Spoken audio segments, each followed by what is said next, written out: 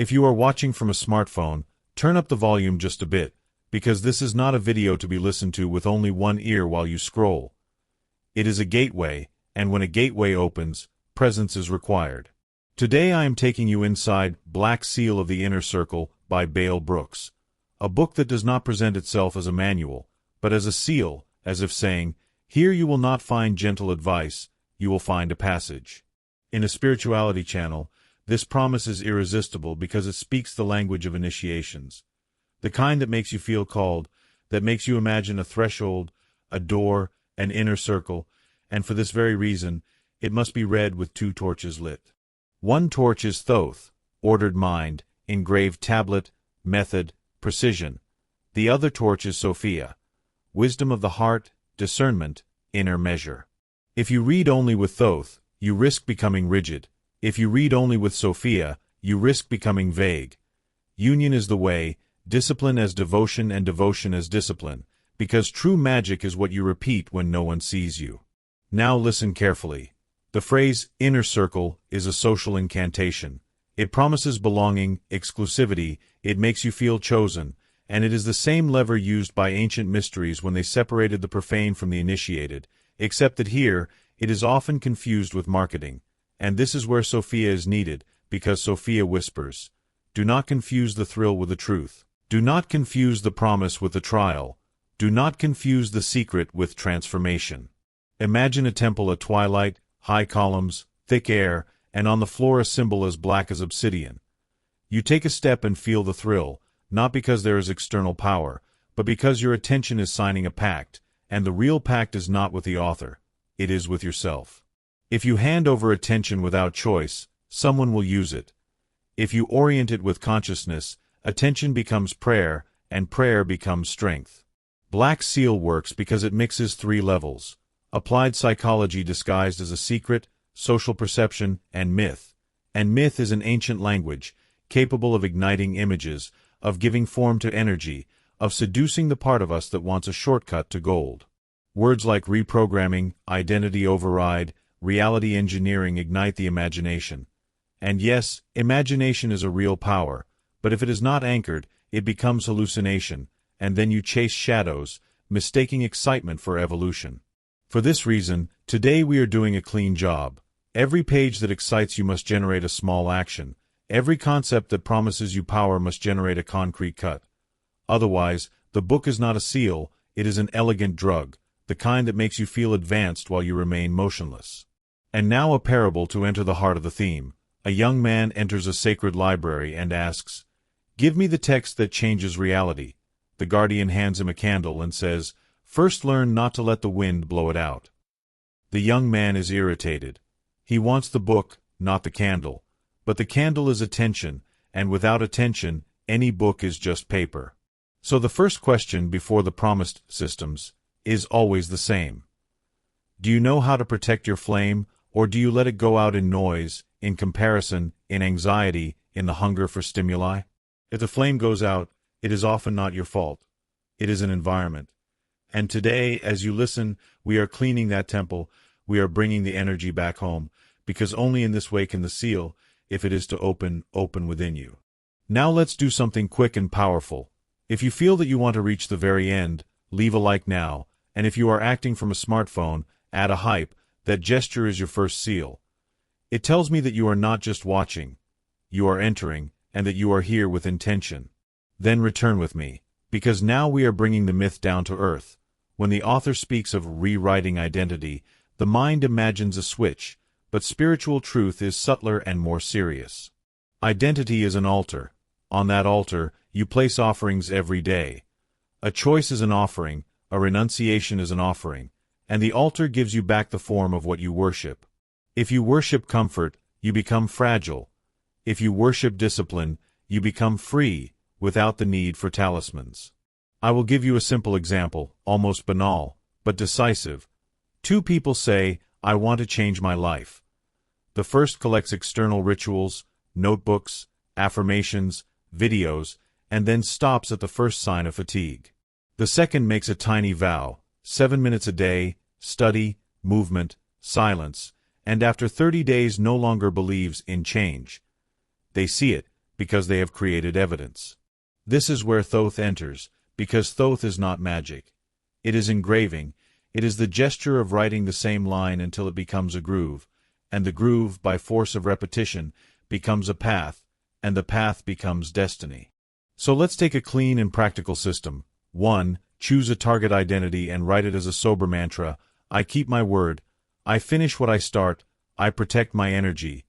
2. Build an inevitable daily trial, small but non-negotiable, like lighting a lamp before Sophia. 3. Create a cut, because every birth requires a sacrifice. Cut a habit that weakens you, not to punish yourself, but to free up space. And here I tell you a modern scene, worth more than 100 theories. A boy told me, I study the laws of the universe but I never get up. And I replied, if you do not govern the dawn, how will you govern the stars? Not because the dawn is holy, but because it is a symbol of inner command. From that day on, he no longer sought perfect words. He sought a practicable pact, and discovered a truth that sounds hard but saves. What is not embodied is not yours. It is just an idea that visits you and then leaves you. And now we come to the forbidden systems, without letting ourselves be hypnotized by the word forbidden. I translate them for you as doors, obvious but very rare doors, because few truly cross them. First door, selection. Those who truly grow do not do more, they cut, because the superfluous is a gentle vampire. Cut noise, cut relationships that drain you, cut content that profanes the flame, and see what happens. The energy returns, like water in a cleaned canal. Second door, language. Words are daily incantations, and not out of superstition, but because the mind obeys repeated formulas. I can't do it. Program surrender. I'll do it, even if just a little. Programs continuity. Third door, silence. Those who cannot stand silence beg for approval. Those who can stand it emanate gravity, and gravity is a form of aura. The world listens to those who do not run away from themselves. Fourth door, chosen scarcity. Not poverty, but the ability to say no. A no to the superfluous is a yes to the sacred, and the sacred needs space, otherwise it remains a decorative word. Fifth door, trial. One trial a day is worth more than 100 insights, because insight without trial is smoke, trial without insight is stone. Together they become a temple. Sixth door, public coherence. Promise little, keep much. Your word gains weight, and weight is a form of spiritual protection because it prevents you from dissipating in empty promises. Seventh door, return. You fall, you notice, you return. And the return is spiritual discipline because it does not judge you, it recomposes you. Eighth door, rhythm. You cannot vibrate high if you sleep poorly, if you eat poorly, if you poison yourself with content. Spirituality also passes through the body, and Thoth does not forget it.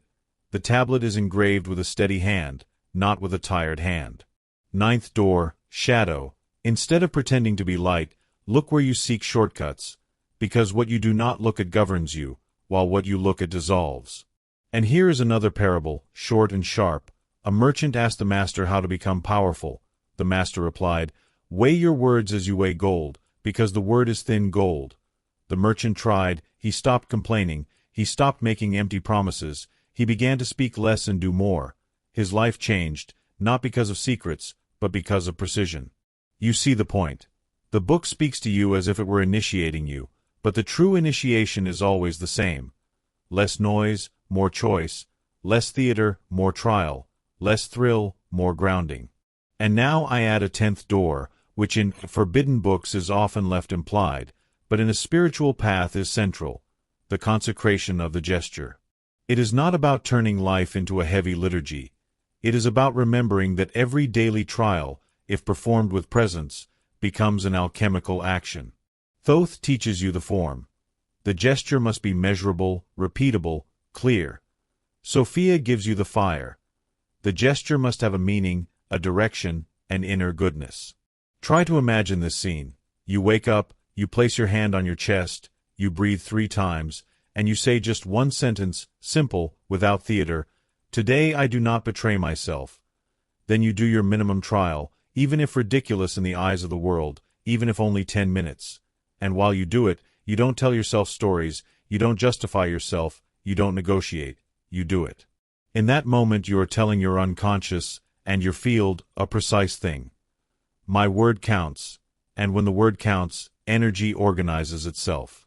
If you want a concrete example, think of those who desire abundance but live in dispersion. 1,000 ideas, 0 closures. The 10th door says the opposite, 1 idea, 1 closure, 1 brick a day. Because spiritual abundance is not accumulation, it is ordered flow. And if you want an emotional example, think of those who seek love but do not know how to be with themselves. The 10th door becomes the ritual of silence, 10 minutes without a screen, without noise, only breath and truth. Because the love you ask for outside is often the presence you do not give yourself inside. Now I give you a longer story, because spirituality lives on images. Imagine a seeker walking in the desert with only one question. How do I enter the inner circle? On the first night he finds a stone door with a black seal. Above it is engraved, only those who hold their own flame enter here. He knocks, and Thoth appears. Thoth does not ask what you desire. He asks what you maintain, and hands over a tablet.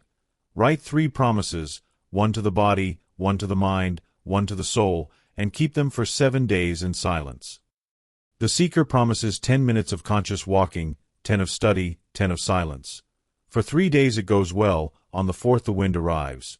Notifications, tiredness, excuses, and right there, Thoth returns and says, "Your word is your name. If you betray it, you lose yourself." The seeker performs the trial even if small and returns whole, but the door still does not open. On the second night, Sophia appears before a mirror that reflects intentions. Sophia asks, "Why do you want to enter?" The seeker answers with beautiful words, "Power, success, freedom." Sophia says, "Now tell me the hunger you hide." He confesses, "I am afraid of being insignificant." And that confession becomes a blessing, because truth dissolves the deception. Sophia gives a task. For 3 days do a gesture of invisible service, without applause, without telling anyone. And he discovers a sober miracle. Energy returns home when you stop begging for recognition. On the third night, the door shows the shadow, the part that wants shortcuts, power without price, light without discipline. And the seeker understands that the black seal is not external, it is inside. This is the highest lesson. The inner circle is not exclusion, it is integration. Thoth gives you form, Sophia gives you meaning, the shadow gives you truth, and if you look at it without fleeing, it stops commanding you. Now let's bring everything into daily life, because here you see if the book truly serves you. For example, money.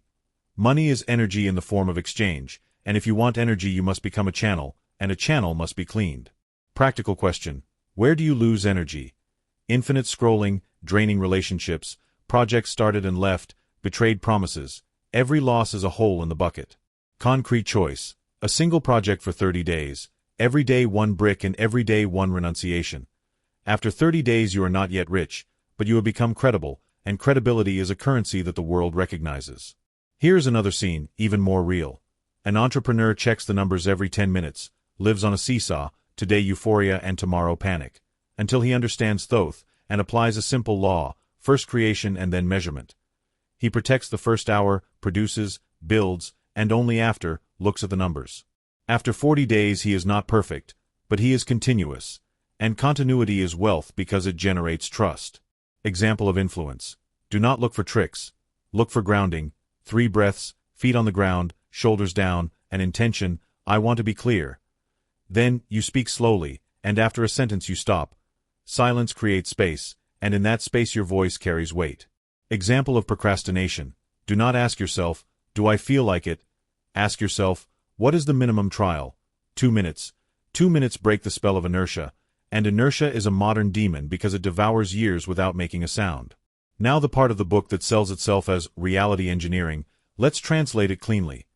Engineering reality means designing probabilities, creating a field in which the right choice is easier and the wrong one is more expensive. If you go to sleep with your phone on the pillow and wake up with notifications, your reality has been engineered against your soul. If you charge the phone far away and prepare a gesture the night before, reality becomes an ally. Here I give you a ritual of the seal, simple but powerful. Morning, hand on chest. Today I choose what makes me true. Then, today I engrave a trial. Then do the trial. Evening, 3 lines, where I betrayed, where I maintained, where I return tomorrow. because spirituality without review becomes fantasy, and review without love becomes punishment. Sophia gives you kindness, Thoth gives you rigor, and you walk in the middle. And I add one last parable, because closing the circle with an image makes everything more memorable. A disciple asked Sophia what the secret was to not getting lost. Sophia led him to a lake and showed him the reflection of the sky, then told him, "The sky is always there, but if you agitate the water you do not see it." Thoth arrived and added, "And if you want to see the sky, it is not enough to desire it. You must stop agitating the water, and you must do it every day." The disciple understood that practice is not a chain, but a freedom, and he also understood that many seek the black seal as if it were a mysterious object, when in reality it is a repeated decision. That is why your minimum trial, done with sincerity, is worth more than 1,000 words. That is why a boundary set for the phone, a protected night of sleep, a promise kept, a gesture of invisible service, are already an entrance into the inner circle. Because there, in those small and coherent things, the soul stops being an idea and becomes presence. Now I want to give you a quick map of what in the book sounds dark, but can become light if you purify it. When you read about perception control, translate it into care for the narrative.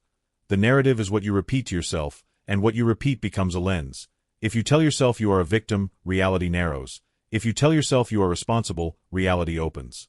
When you read about invisible networks, do not look for conspiracies. Look for dynamics, reputation, reliability, competence, boundaries. These are networks, and they are extremely powerful because they do not make noise. When you read about mental power, do not think of telepathy, think of attention. Attention is power because it decides what grows inside you. What you nourish becomes you. And here is an exercise from Sophia. Every time you feel an attraction to the word forbidden, ask yourself, am I looking for a trick or am I building a channel? If you look for a trick, you are fleeing from the trial. If you build a channel, then even a controversial book becomes water. And now an exercise from Thoth. Take a calendar and put an X every day you do your minimum trial. Perfection is not needed, a chain is needed, and the chain becomes identity. A short parable about the black seal and the clear seal. A man sought light and hated his shadow. He meditated, he prayed, but every night he fell back into the same escapes, until Sophia told him, "Do not hate the shadow, listen to it." The shadow replied, "I protect you from failing, because if you don't truly try you can't truly lose." Then the man understood, his shadow was not a demon, it was fear. Thoth gave him a pact, a minimum trial every day, and when the fear screamed, he did not argue. He did the trial. Thus fear stopped commanding. This is integration, and integration is the true inner circle. Not being without shadow, but being so present as to not be guided by it. And now one last dynamic step, 3 questions, 3 minutes, 3 days. Question 1, what is my target identity in 1 line? Question 2, what is the minimum trial that makes it true? Question 3, what is the cut that releases energy? Then repeat for 3 days, and if on the 3rd day you feel like giving up, smile, because it is the wind of the parable, it is the test of the candle. If you remain even small, your field changes, because your word begins to coincide with your action, and when word and action coincide, clean power is born. Imagine Thoth writing on the edge of your day 3 words. Choose, measure, close, and imagine Sophia writing on the edge of your heart 3 words. Feel, forgive, serve. When you join these 6 words, the book stops being an object and becomes a path, and a path is always stronger than a secret. And if you want an immediate mini-trial to do tonight, here it is. Turn everything off 10 minutes before sleeping, breathe, write just 1 sentence. Today my seal was, and complete with truth. Then write, tomorrow I engrave, and complete with a tiny trial. You will see that the mind stops wandering, because it feels a pact, and pacts give peace. We are closing, and I want you to feel the final vibration as a luminous seal. If this journey has kept you with me from beginning to end, then now let's do things properly. Like if you haven't done it yet, because even that click is a small alliance with your attention. Subscribe to the channel and activate the bell, so the next gateway finds you at the right time. And if you truly want to support this space and allow me deeper analysis, more concrete examples, and even longer content, consider a subscription, because it is what allows me to keep quality high and to dig deeper when a book is controversial and needs discernment. Then leave a comment with this phrase, "My seal is the discipline guided by Sophia." And if you want, also add your target identity in 1 line, because writing it in public is a pact, and public pacts have weight. I truly thank you for the time and for listening, because time is the true currency and today you have offered it with intention. I wish you a clear week, a stable heart, an ordered mind, and small but sacred choices, those that no one sees but that change everything. When you feel the temptation of a new secret, remember, every time a book seduces you with a trick, you respond with a trial. Every time it promises you power, you choose presence. Every time it whispers shortcuts, you choose return, because return is the highest discipline. May Thoth give you firmness, Sophia give you kindness, and may you walk with both without losing yourself. May your daily altar be clean, your flame be protected, your word become your name. I send you a great greeting, and as always, see you soon.